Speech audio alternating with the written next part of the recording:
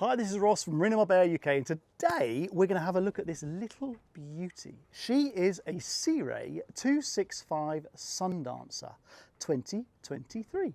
Now, the reason she's such a beauty, I'm going to show you and explain in this video, because we have so much packed in to this 26-foot boat. Electric windlass, bow covers, fantastic canopy, sunshades in the back of the boat, sun loungers in the back of the boat, full height stand-up shower, galley, and she can berth and sleep 4 people. Come with me, we're going to have a look. I thought I'd demonstrate on a beautiful day like today how you're supposed to use the bow. So imagine we've dropped the anchor, stainless steel anchor down there, Mark, zoomed in, oh, beautiful. That is hooked in the water. Now to put it in the water, you've got foot controls. Again, Mike, you want to zoom in over there. Those are the controls that you can actually use from on the deck. Now that enables you to stand over the anchor, make sure you got it in the right spot, drop it down, or equally picking it back up again. There are controls up on the helm to drive the electric windlass as well. Sun cushions on the bow as well. Now, you might see this one here, which is like a D-shaped one. That allows for the hatch to be open. So you can have your sun cushions on. This then can open up to scoop the air into the cabin as well. Or if you want to be lounging, then you just pop this like that and you've got a full sun pad. Now we're going to be talking about canvas covers. So at the moment we've got the covers on, so get the protection over the front screen here, which is in 1, 2, 3, 4, 5 individual panels, or you can have it as one panel going all the way around. And then the back section, we've got 2 sides, port and starboard, one on the back which can roll up, and then we can either leave the top section up as a Bimini, or that can come down as well, so there'll be no canvas all the way through. But rather than just explain it, I'm going to show you in visuals. Just like that, the canvas is removed. So now we've removed the canopy from the outside, so you get a good idea of what it looks like with the canvas and without. So we're now in running mode. So if you kind of come down to the boat and go out to sea, this is how it's going to look. We've removed the front screen, so you've got lots of visibility here. We've removed the port panel here, and the starboard panel over here, and the panel on the back. So all we have left now is, on a nice day like today, we have a Bimini that runs along the top of you, giving you plenty of sun protection. Why don't you pop on board and we can have a look at the cockpit. On the back of this Sea Ray 265 Sundancer, which is still 26 foot and has 4 berth accommodation, which we're going to have a look at in a minute, we have a decent sized bathing platform. Under my feet is a material called Sea Deck, great on a day like today when it's dry. Equally, when you're in and out of the water, there we are, we're back. When we're in and out of the water, it's got super grip as well. You can see my footprints on there. But so it's got grip all the time. So a great product there. And then also, talking about going in and out of the water, we have a manual swim step on the back here. And if I drop her in like that, it sits just like so. So if you wanted to use that to jump in, or you wanted to sit down on there and dangle your feet in the water, or use it as access on and off the boat, again, it's a nice little feature on the back of the transom. And that comes up like so. We've got the shore power connector on this side. We've got a shower over here. I don't know if you can see that, Mark, from there. Under here, hot and cold shower as well. And then we'll move into the cockpit and have a look at that. Okay, we're now in the cockpit. We've talked about having the transom shower. Then we have the door into the cockpit, which I just need to pull up. There we go. And spin round, and that closes the cockpit off. So that's this side done. Now, over here, actually in the cockpit for the usable space, we have a solid teak table, which you can see can either be folded away like so, or out full, which will give you plenty of like 4 people easily around that, maybe more. But to show you what actually happens here, this table moves up and down. So what I'm going to do now is to close this off, push the table down, bear with me as I use my knee just down like so, lock that back off there, open that back up there, excuse me while I grab a cushion, open it up, pop it on there, and there we have a nice big sun pad. But you may ask me a question, you say, Ross, what is going on? I'm not going to be able to allow in that. Well, there is an extra little bit. I pull this handle here, I launch that back like so, and now we have a beautiful sun pad that goes right the way back there. Should I jump on it, Mark, just to see what here? Should we have a look? Oh, I'm going to put my head this end, so I'm going to go on here like so. I'm going to go like that. I'm going to lie like that. Oh, there we go. Yep, I think it works. So we've had a look at the space that you can lounge up here on a beautiful day in the sunshine, or just, let's say, conservatory weather when it may be a bit blustery, say in this early spring, late autumn. Put the canvas around, you can still sit in the boat and have a fantastic view, but plenty of space, and enjoy that. But usually when you're in the cockpit, what you need is cold drinks. Now I've got just the answer. Under here is the cockpit fridge. There she is, which is a beautiful size fridge. It comes all the way down there, which is right up to my arm there. So I'd say you could almost have bottle heights there, but you've got it's a Dometic system, proper fridge. There's the element at the back. So it's very easy to have the odd drink or two in your cockpit. Another important feature still in the cockpit on this Sea Ray 265 26-foot cabin cruiser, 4 berths, which we're going to have a look at in a minute. Got it all in, good, is the batteries. So when you walk onto the boat, you're going to come straight over through the transom door there into the boat, and the first thing you want to do is to turn the power onto the boat. That is very simple and very easy to do. Lift this cushion down here, open this hatch up here, and you have your 2 batteries. Twist, twist, I may as well do it now. On.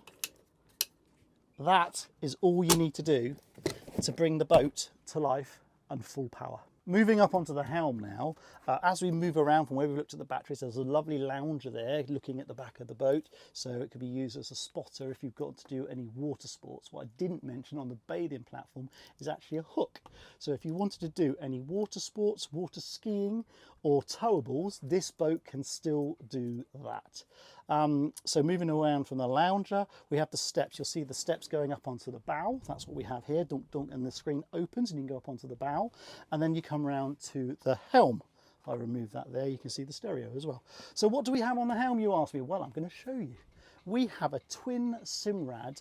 These are GO9 screens, which is a 9-inch screen. So that's what you see here and here. This one we've got actually displaying as a chart, and this one we have featuring as the engine data. Over here we have the stereo, and then we've got all our doing switches, which cover all the horns and the lights and the navigation lights and bits and pieces like that.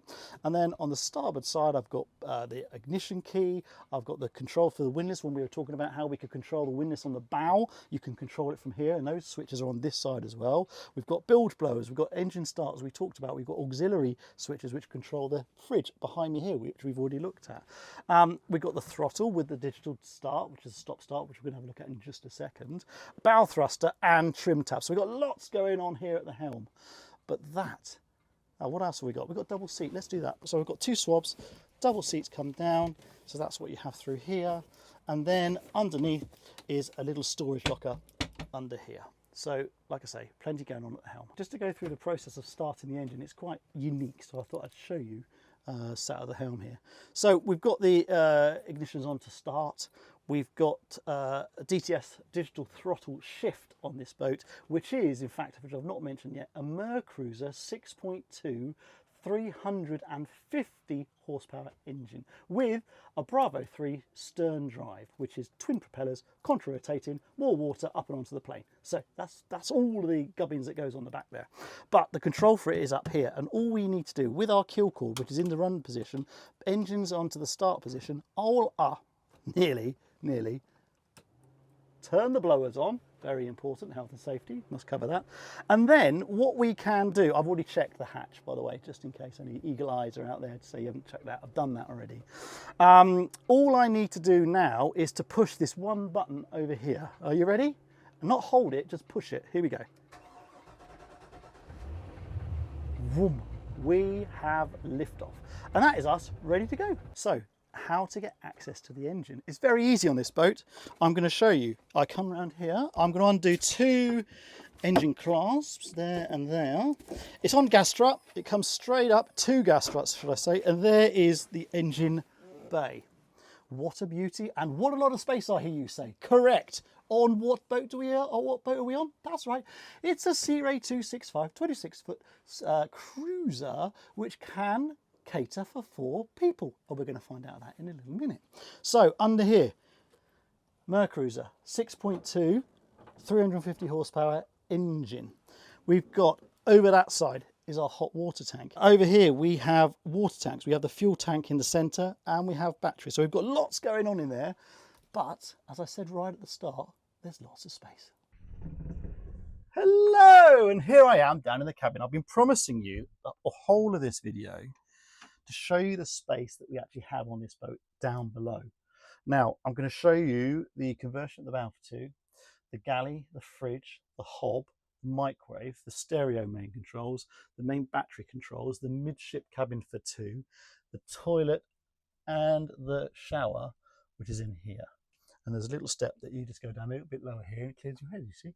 So we're going to have a look at all that now. So come with me, come down into the cabin, we'll have a look. So sat at the table, which will also convert to a double. We'll come to that in just a second. What I wanted to show you here is the height. So maybe over my shoulder mark, you might see you've got windows here.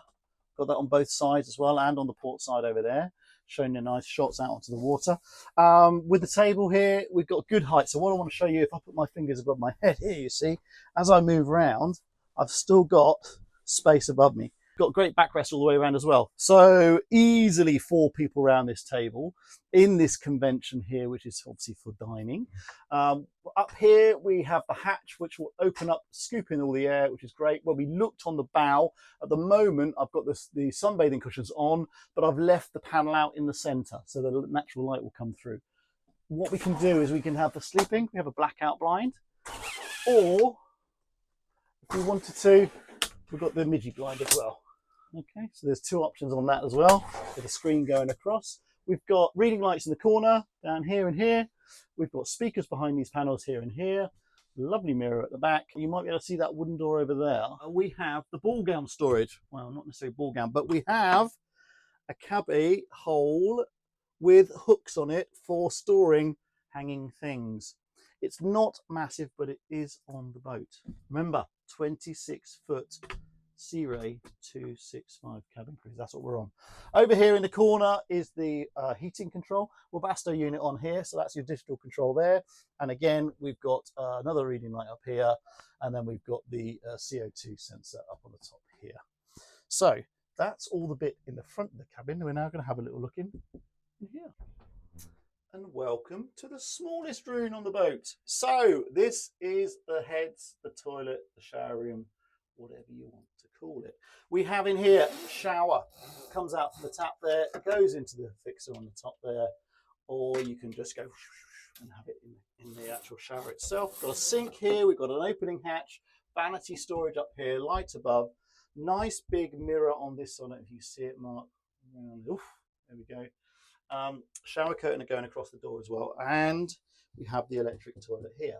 Now, I can stand to this angle, so I've got a little bit of a lean forward, but there is great space on this 26-foot cruiser. So, galley down on this boat, that meaning we have a galley unit in the main cabin area.